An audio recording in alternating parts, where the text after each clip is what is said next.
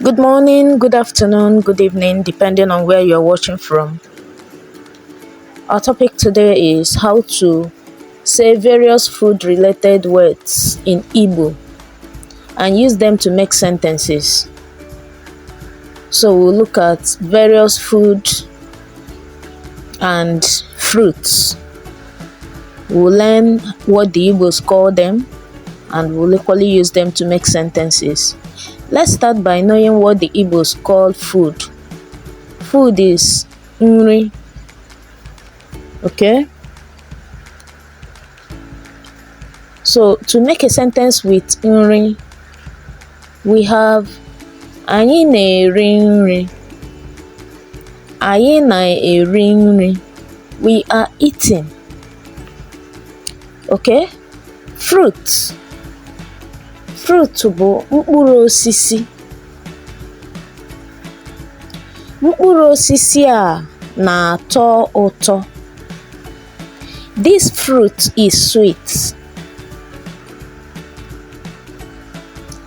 Apple. Kedu ihe ndị Igbo na-akpọ apple? Apple bụ ụdara bekee. Zụtara m ụdara bekee. Buy apple for me. Banana, ndị Igbo na-akpọ ya unere.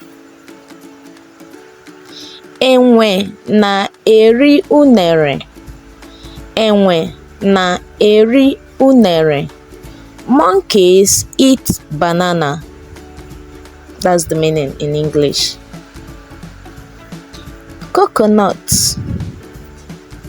Coconut is aki bekee maọbụ aki oyibo. Ana m ata aki bekee. I am eating coconut. I believe you are following very well. All right. Lemon. Oroma ilu.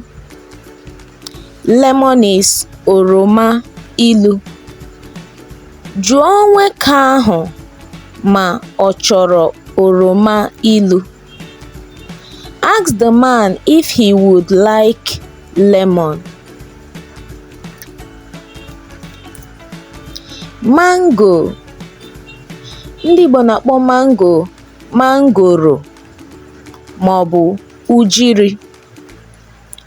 Mangoro a dị ezi ụtọ. This mango has good taste.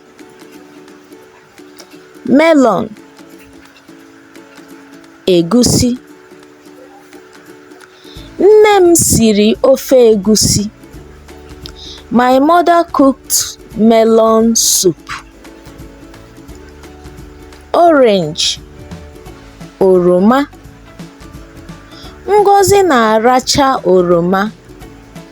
Ngozi is licking orange. Pear. Ube. Ube a bụ ego ole? How much is this pear?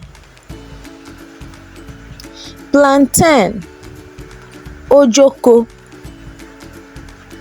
Ojoko ahụ ị zụtara achaala.